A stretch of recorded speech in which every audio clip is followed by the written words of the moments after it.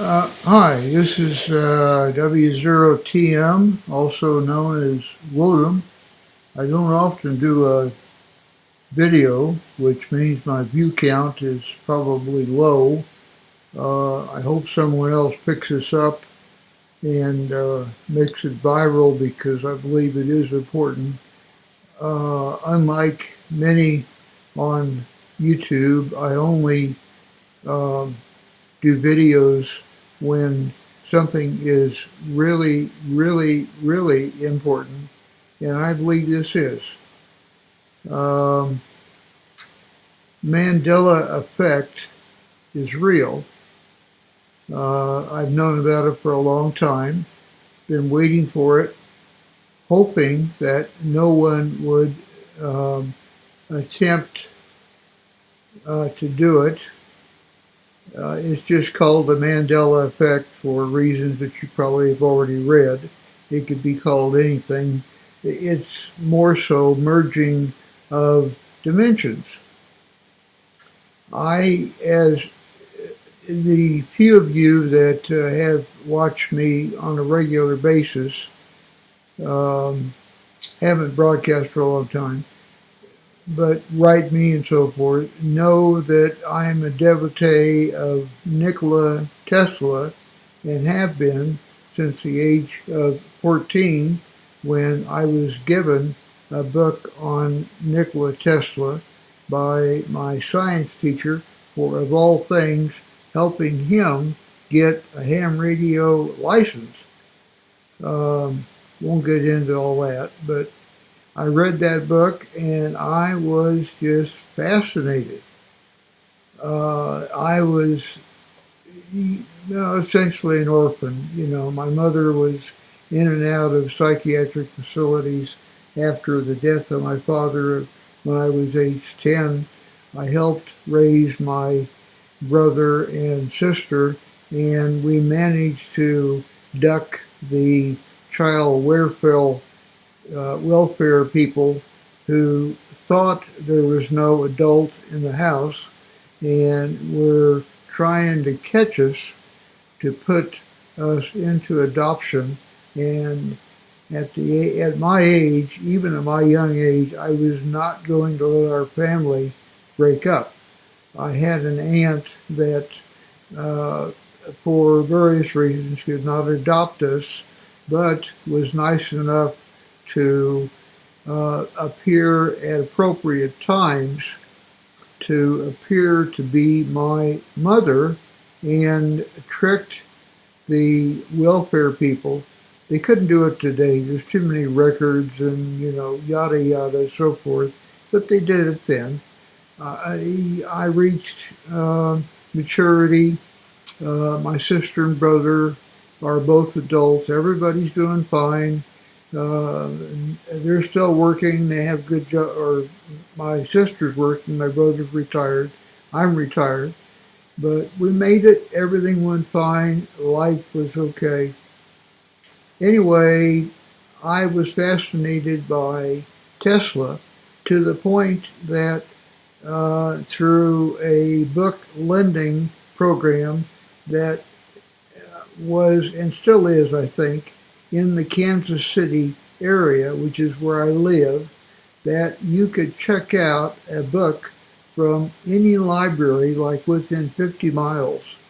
Um, at the time, everything Tesla had written, had done, so forth, had been put into print and was freely available. I checked out every single book and read them to the point where I had them memorized. I then did experiments, testing, um, trying out his methods, and I actually made some of them work.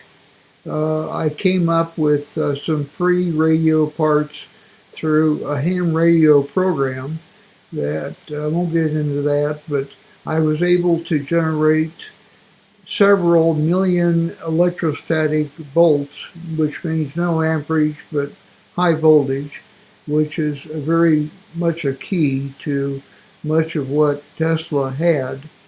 Tesla, in his work, to get down to it, said that there is more than the dimension we live in. There are multi-dimensions. And he went on, if you really read in depth, to describe some of those dimensions.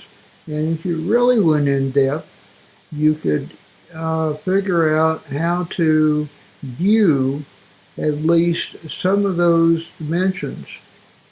He, being braver than me, I think, figured out a way to actually visit, so he said, claimed several of the dimensions, and in those said that there's at least 24 dimensions besides the four that we know, which is you have to include time to come up with four dimensions, but I consider time to be a dimension. Anyway, I simulated that. I was able to look into dimensions up to the 10th dimension. I've said this to friends several times who, of course, thought I was crazy. And I pretty much have kept things to myself, other than continuing to study many of Tesla's works. At the age of 16, and his anti-gravity theory, I managed to launch from outside a pair of pliers into the atmosphere, which by now is probably somewhere past the planet Pluto, back when Pluto was a planet. I could never get the anti-gravity. I couldn't direct it. I could cause things to levitate, but they would go wild, they would jump, they would jitter, what good is that? Well, I went on to work for the Atomic Energy Commission, who, in a sense, essentially drafted me because they learned through papers I wrote for school of some of the Tesla work that I did, anti-gravity, time, space, faster than the speed of light, many things that Tesla did. And theories that he had some theories that he could never make possible, because when he died, when he was murdered, as far as I'm concerned, he was murdered in 1943, the technology that he needed was not invented yet. Well, by the time I got to it in the early 1960s, it had been invented. Things like diodes, transistors, other gadgets, technologies, inventions. I was able to do inventions or prove theories that he could only guess at. I didn't pursue it much further, knowing that, what is the world? Even though I was only like 18, I thought, gee, if anti-gravity is given to the world, or free energy, like for instance, I had a motor that I kept running for 5 years with no power going into it until I turned it off. Moving things and, burning coal and oil and natural resources and so forth, all of that represents like 90% of the world's activity. It represents 90% of the fortunes, right down to the person that has $25 in the bank. All of those things, if we had true anti-gravity and had the ability with 3D, which is now coming up, true 3D to make anything we want at the push of a button, anything except for life, and that's being worked on, and I believe life is being created from nothing right now. I don't have proof of that, but that's dangerous. Anyway, where we are now is that Tesla said the dimension, we're the first dimension. We are number one. Tesla said that. He said number two is almost like us. It's almost a mirror. It's almost, like 99%. He went on to say, he talked about other dimensions, the fourth and fifth dimension. He didn't like too much because, well, I'll just say it, Satan, Beelzebub, Lucifer, whatever you want to call it, him, controls or has the fourth and fifth and maybe the sixth dimension. I have peered into those dimensions, and I definitely did not want to go into those dimensions. I peered into the seventh dimension, and it was a brilliant white light that filled the entire dimension.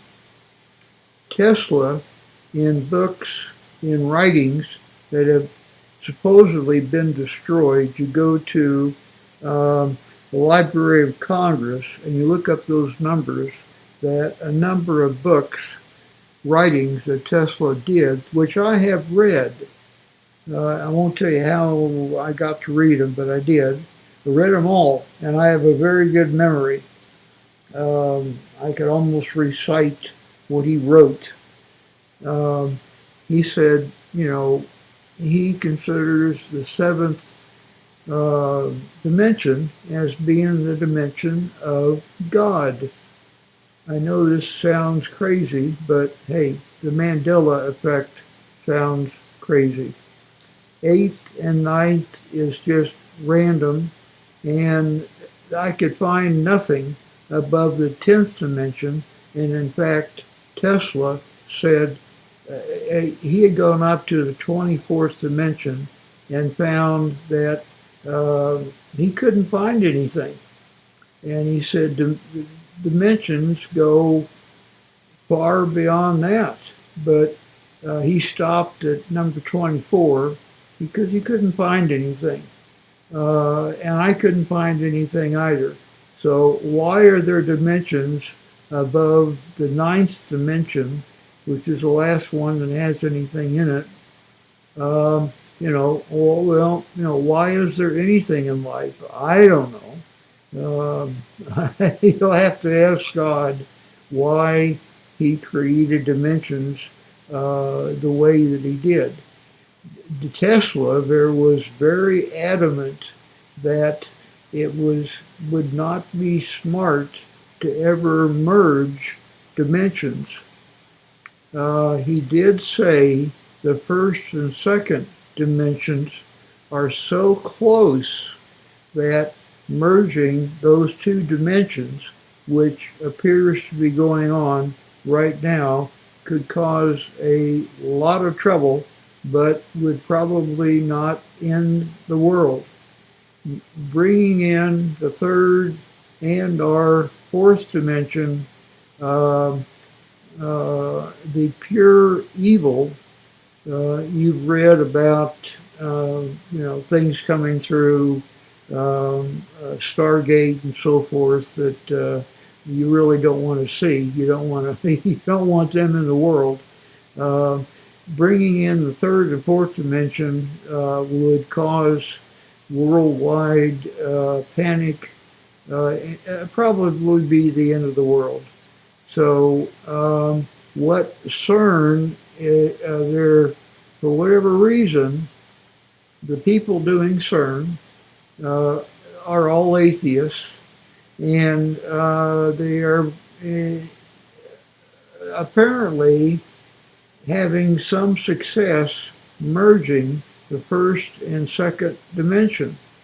Um, Tesla also said that each dimension is more powerful than the dimension below it. So if a merge happens, the higher dimension uh, takes over. Well, that's what's happening right now. When you look at your Bible, for instance, and you see word changes, and you see things like Berenstein Bears and Chick-a-Flick, logos and J.C. Penney, and there's been hundreds of examples of this Mandela effect changing things. Um, but so far, nothing that is going to even hardly be noticed by most people. Of course, 98% of people are numb above, in my opinion, numb above the neck about called the New World Order, Illuminati, what's going on, so on and so forth. They just, if you try to bring it up, they just write you off as a total, that you're mentally unbalanced. So personally, I just keep quiet. I also know that letting loose Tesla technology in the world we have today, with so much fighting, country versus country, so forth. Unfortunately, the group Illuminati, New World Order, so forth, Bush family, Rothschilds, royal family, all of the 12 to 13 most powerful ones. Put in Bush and Paraguay into Google and just read about it. See what you come up with. Put in things like transhuman. Put in things like um, uh, eternal life. Go to the website www.2045.com. See what you think about it.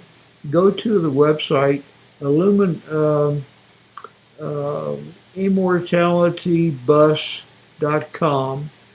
All those people believe that they're going to become immortal by becoming a transhuman artificial intelligence organic computer long term, but coined by Ray Kurzweil, who used to be a friend of mine, and I used to do coding for him, but now he has sold out as far as I'm concerned, and he's interviewed on that 2045 website, and he told me one time he's an atheist and plans to live forever by becoming a machine. And he appears to be success. He's having success. Whether or not he's my age, close to 70, so he's running out of time. Will he make it? I don't know. But immortality for like the Rothschilds and Rockefellers and so forth are already here by organ transplants. Rockefeller at age 97 is on his ninth heart transplant, which of course no hospital would do, but there are ways to get organs, unfortunately, from people that don't want to give them up. But there's many things happening in the world that really shouldn't be happening, but there they are. So anyway, the Mandela effect is starting to happen. How far will it go? I don't know. They're on the second dimension. They're merging the second dimension into the first dimension, our dimension. The second dimension is very close to the first dimension, If they only if they stop there, it may never even be noticed. People will look at the Bernstein Bears and labels on other cans and candy bars and so forth, and uh, the object of trying to get people to stop believing the Bible. Um, they might succeed at that. I don't know how far they're going to go. Um, it just depends if they're going to stop here or go to the third dimension and open up the Stargate, which they have in Switzerland with CERN, and allow in some of the inhabitants of the third dimension. And that's not going to be good. Uh, watch any science fiction movie with some really bad things happening, and call them monsters um, coming in, and Satan directing the whole thing almost like a play. That's going to happen, or could happen, if they decide to go to the third dimension. The people at CERN, in my opinion, are psychotic. They are atheists. You can be an atheist. I'm not, whatever. I'm Christian, but if somebody wants to be an atheist, that's okay. But they have to be an atheist to have the mindset to do what they're doing at CERN, of merging the second dimension into the first, which is happening right now, and then thinking, I'm sure they are, about opening up the third dimension. If that happens, look out. I don't know if there will be any place to hide. Our preppers or anything else will do you any good. The people of the New World Order that are directing this thing and paying for it, they may think they can control it, but I don't think they can. Open up the third dimension, I'll just say it, all hell will break loose, and no one will be able to stop or control what happens. And if they go into the fourth and fifth dimension, um, you can just write this planet off, as far as I'm concerned, um, uh, and which is Satan's uh,